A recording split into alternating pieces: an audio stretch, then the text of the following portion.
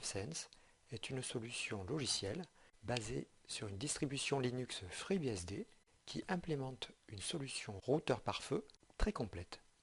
En plus de ses fonctions de routage, NAT, pare-feu avec état, elle intègre, où il est possible de lui rajouter des fonctionnalités de création de VPN, du filtrage d'URL par catégorie, une fonctionnalité de proxy, de reverse proxy, un DNS, un DHCP et bien d'autres encore.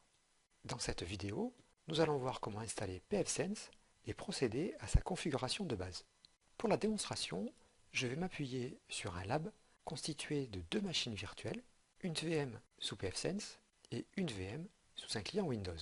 pfSense segmentera par défaut notre réseau en deux. Un côté nommé WAN, celui connecté à l'accès Internet, donc la box, et un côté LAN, notre réseau protégé par le pare-feu.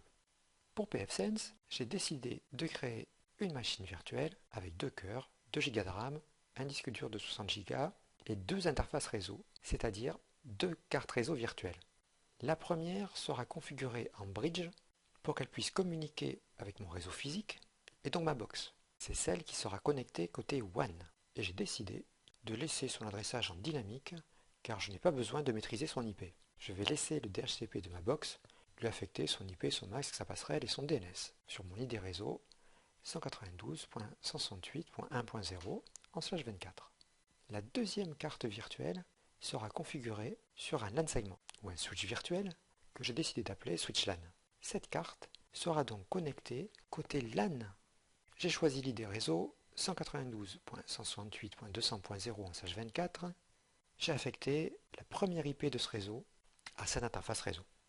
Pour le client Windows, représentant mes machines côté LAN derrière le pare-feu, j'ai choisi l'IP 192.168.200.2/24. Nous verrons lors de sa configuration le choix de la passerelle et du DNS. Sa carte virtuelle sera placée sur le même LAN segment, switch LAN, pour la relier à pfSense côté LAN. Avant la démonstration, téléchargez l'ISO de pfSense sur ce site d'université, plus simple que par le site officiel qui renvoie vers le site de Nadiaït. Me voici sous VMware Workstation. Je vais créer la machine virtuelle pfSense. Donc je laisse personnaliser, j'appuie sur suivant, je laisse la version 17.5, j'appuie sur suivant. Je précise que j'installerai le système plus tard, j'appuie sur suivant. Je vais préciser que je voudrais préconfigurer ma machine virtuelle pour un Linux. Et dans le menu déroulant, je choisis Oder Linux 6 en 64 bits. Je clique sur suivant. Je vais nommer ma machine virtuelle pfSense 1 par exemple. Et je vais lui préciser que je souhaite stocker les fichiers de cette machine virtuelle dans mon dossier VM, dans un dossier pfSense 1 que j'ai précédemment créé.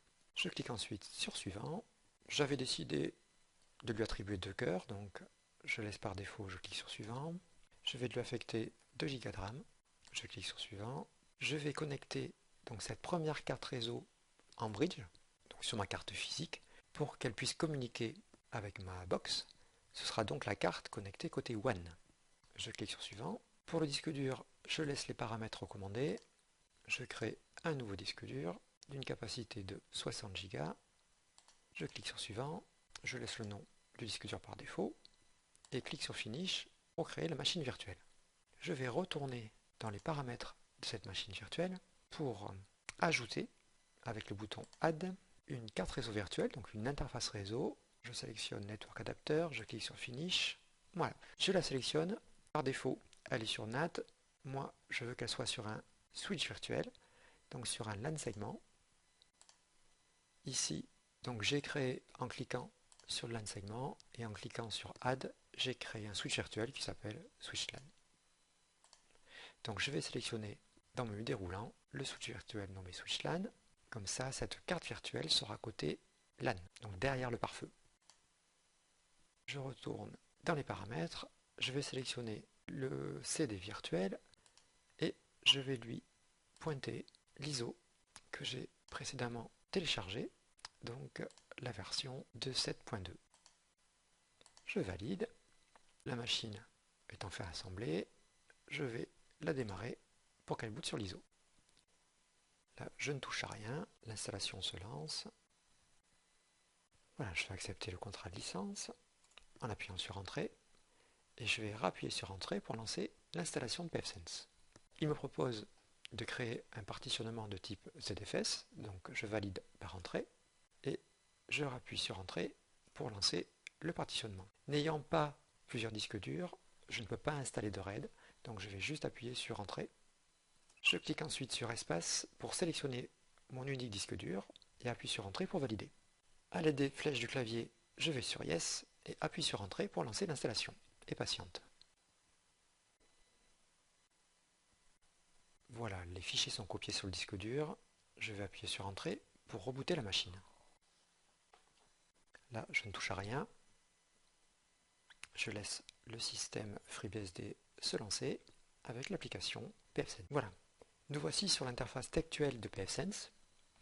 On peut constater que côté WAN, la box a affecté à l'interface réseau l'IP 192.168.1.24 en /24 et que pfSense a comme IP par défaut 192.168.1.1 sur le côté LAN, ce qui ne correspond pas du tout à mon schéma réseau. Donc dans le menu, je vais taper 2 et valider par entrée pour modifier l'IP côté LAN.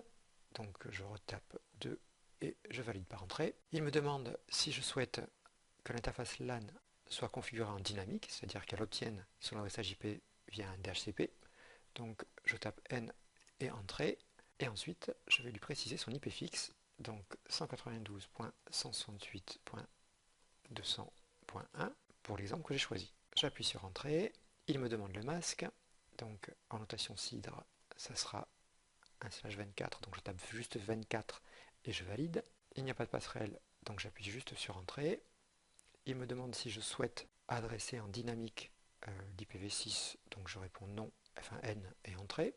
Je ne vais pas saisir d'IP en version 6, donc j'appuie juste sur entrée. Demande si je veux activer le serveur DHCP sur pfSense, sur côté LAN, donc là je réponds non et je valide.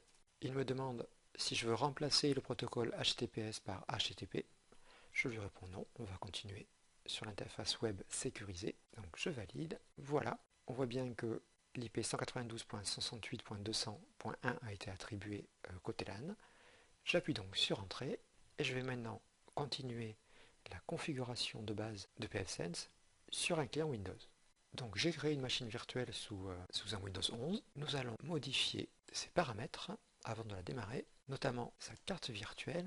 Sa carte virtuelle sera connectée côté LAN, donc derrière le pare-feu.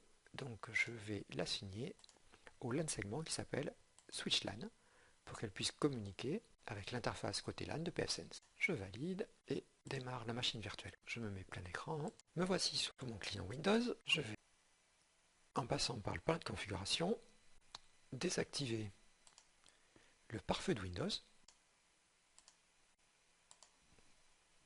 Alors, activer ou désactiver. Je désactive donc le pare-feu de la machine. Je vais maintenant configurer l'adressage IP de mon client Windows pour qu'il soit conforme à mon schéma. Donc je sélectionne Ethernet. Je ne veux pas d'un adressage automatique en DHCP, mais je veux une IP fixe en IPv4. Donc je tape 192.168.200.2 conformément à mon schéma. De masque 3 fois 255.0. Ma passerelle, ce client Windows étant connecté côté LAN, pour qu'il puisse accéder à Internet côté WAN, il faut donc qu'il passe par mon routeur pfSense, dont l'IP côté LAN est 192.168.200.1. Ensuite, je vais le connecter, je vais lui préciser comme serveur DNS 192.168.1.1. Il s'agit du DNS de mon FAI, j'aurais pu choisir 1.1.1.1, vous faites comme vous voulez. J'appuie sur enregistrer et maintenant que mon client Windows a une IP et que j'ai désactivé son pare-feu, je vais retourner sur ma machine pfSense. J'ai tapé 7 et validé et je vais maintenant taper l'IP client Windows pour vérifier sa connectivité. Et on voit que pfSense communique avec ce client. Donc je vais retourner sur mon Windows. Je peux réactiver le pare-feu sans problème.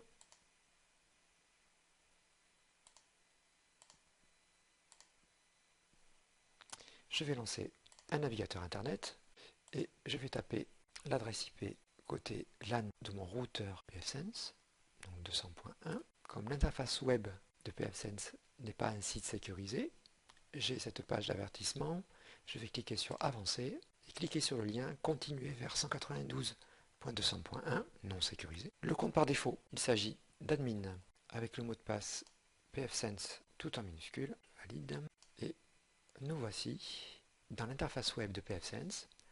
À la première connexion, un assistant se lance pour permettre de terminer la configuration de base du routeur pare-feu. Donc je clique sur Next. Dans ce name, je pourrais changer le nom de cette machine sur mon réseau. Pour le lab, je vais laisser pfSense. Si j'avais un domaine, je remplacerai home.arpa par mon nom de domaine. Je n'en ai pas, donc je laisse par défaut. Dans Primary DNS, je vais continuer à utiliser le DNS de mon FAI. Donc je pointe sur ma box. Vous pouvez mettre les DNS de Google ou d'OpenDNS, comme vous voulez. Je clique sur Next. Au niveau du serveur de temps, je vais laisser celui proposé. Par contre, pour le fuseau horaire, il est très important de lui préciser Europe, Paris. Voilà, ensuite je clique sur Suivant. Pour l'interface WAN, je laisse en DHCP. Je vais tout à fait en bas. Pour le lab, je vais désactiver la création de deux règles côté WAN. La première qui bloque le trafic provenant d'adresse privée côté WAN, ce qui ne m'intéresse pas pour mon lab puisque ça va être mon cas. Et je désactive aussi la création de règles de pare-feu pour les bogon networks, c'est-à-dire ceux qui ne sont pas validés par IANA en quelque sorte. Je clique sur Suivant. On passe côté LAN, je vais laisser l'adresse IP que j'ai configurée avec l'interface textuelle. J'appuie sur Suivant. Il me demande de changer le mot de passe, donc je saisis un mot de passe complexe et clique sur Suivant. Voilà, nous avons terminé la configuration de base. Je vais cliquer sur le bouton Reload pour recharger l'ensemble des paramètres. Je vais cliquer sur le bouton Finish et enfin sur Accept pour accepter le contrat de licence et enfin sur Close. Nous venons de terminer la configuration de base de pfSense. Tout à fait en bas, nous voyons que côté WAN, ma box a affecté l'adresse IP 192.168.24 et côté LAN, j'ai bien l'adresse IP 192.168.200.24 conformément au schéma.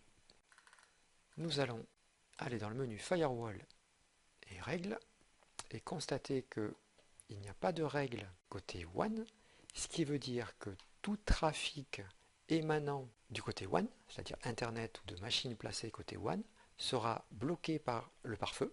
Et si on va sur le côté LAN, on voit trois règles. La première autorise la connexion à l'interface web de pfSense en HTTPS port 443 et en HTTP port 80. Les deux règles suivantes autorisent n'importe quelle machine côté LAN à communiquer à travers l'interface LAN, quel que soit le protocole et la destination.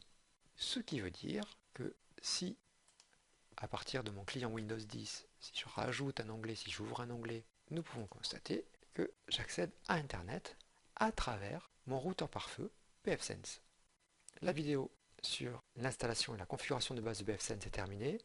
De futures vidéos présenteront comment créer une DMZ avec pfSense et comment créer un tunnel VPN.